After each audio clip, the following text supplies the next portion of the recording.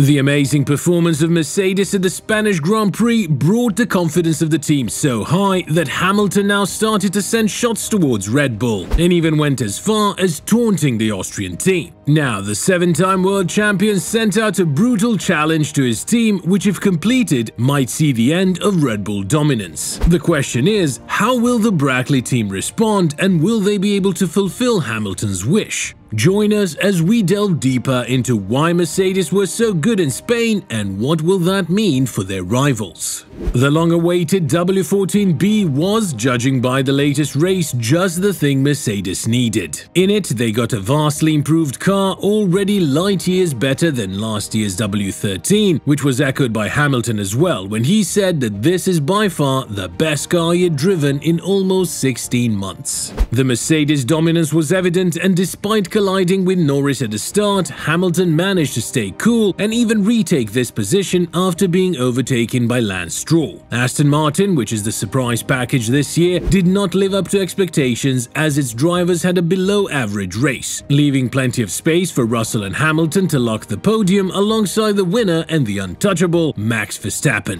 What is interesting is that even the drivers from Brackley are surprised at how good the car is, especially Russell, who said he didn't expect that performance so soon. Many people inside the F1 world, like pundits and fans themselves, were left wondering what would be the deciding factor for this big of a performance jump from the W14. While Red Bull's strong performance has led to speculation that side pods play a crucial role in car performance, it is important to note that overall aerodynamics is a complex and multifaceted aspect of Formula One cars. The belief that side pods alone determine car performance may be an oversimplification.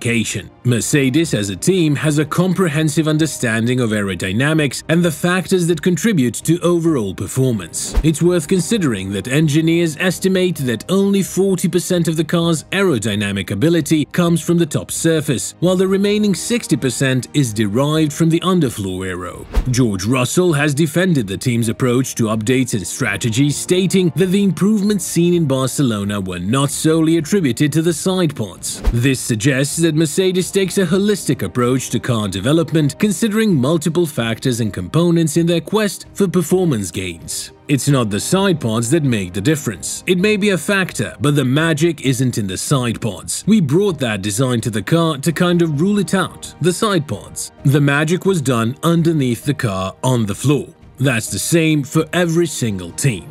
Russell further joked that even if Red Bull show up on a race without side pods, they will still be faster by more than 20 seconds. He's happy that the team is finally setting their sights on winning a race rather than catching up to rivals. Russell's thoughts were echoed by Hamilton as well, who interestingly enough took it a step further. He challenged Mercedes to create a car capable of going head-to-head against Red Bull by the end of the year. And not only that, even though he admitted that this season might be over in terms of who wins the title, he threw the gauntlet at Verstappen for next year. A pretty bold move if I say so myself, seeing as this is only one race in which Mercedes performed like a shadow of their former selves. With the current car that we have, I don't think we'll be matching their performance, but we're working on improving the car. With the current package, we're limited to the pace we had in the Spanish GP, Hamilton told media. There's a huge amount of work and studying and improvement that we hopefully will have coming in the future, and naturally they should also be progressing through the year, so we need to be taking big chunks out of them with every step we take. I'm more focused on making sure next year we have the car to challenge them from day one. The further we continue to push this car this year, the more that impacts next year also in some ways. The more we learn about this car that also sets us in the right direction. They're so far ahead, and ultimately Max will continue to win this year, but that means they can start on their development for next year sooner, earlier than anyone else if they haven't already, and that's the danger. These words from Hamilton come with a risk, because Mercedes performed very well in Barcelona last year too, only to fall short in the next part of the season. We know it is imminent that he's going to sign a new contract with the Silver Arrows, so one cannot help but wonder, is this all mind games from the British champion to make it seem like he's certain in the capabilities the car has? Max Verstappen, however, immediately responded to these comments, saying that he simply isn't bothered about what the Brackley team will do, although acknowledging what they have done with the car after these upgrades.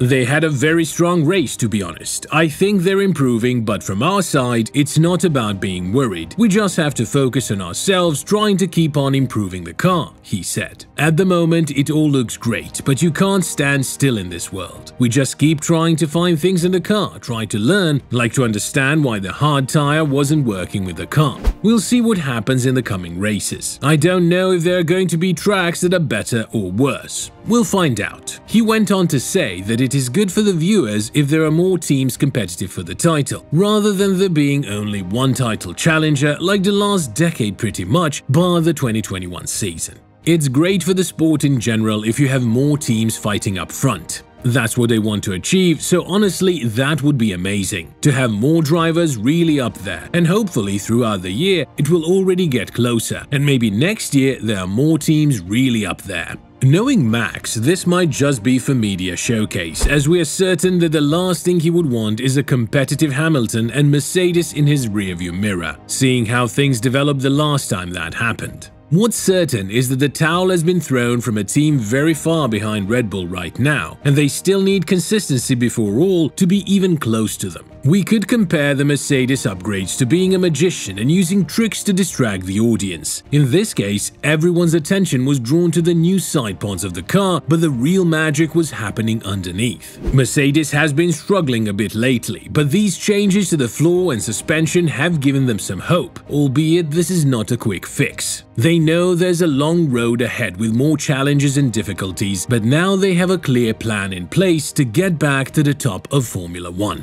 The good news is that these upgrades haven't taken away the positive aspect of this year's car, the W14. In fact, Mercedes showed great skill in managing tire degradation during the race in Barcelona, and while other teams struggled, they were able to make their tires last without a significant drop in performance. That's pretty impressive, right? This season has been a bit up and down for Mercedes, sometimes being the second or fourth fastest team. But now that the updates have settled in, they seem to have gained an advantage over Ferrari, and it looks like they might also have an edge over Aston Martin depending on how well the green cars perform in the upcoming races. We still don't know what lies ahead for Mercedes, but it's definitely a positive start after these changes. It's like a new chapter for them, and it will be exciting to see how they progress from here. As for the main rivals right now, Ferrari and Aston Martin, they have their work cut out for them, especially for Aston Martin, who do not enjoy the surprise package title anymore this season, and they are now under huge pressure to deliver, much like the Scuderia, who are still struggling to perform on even a medium to high level, with their drivers struggling to get into points recently. All in all, with this race, Mercedes promises a lot. The only thing left is to deliver. Hamilton's extension will no doubt galvanize the team and the atmosphere around Brackley, which will in turn transition onto the track as well. Let us know your thoughts and opinions. What do you think about Mercedes' future, and will they be able to catch up to Red Bull as per Hamilton's expectations? Thank you for watching Racing Zone, and we will see you next time.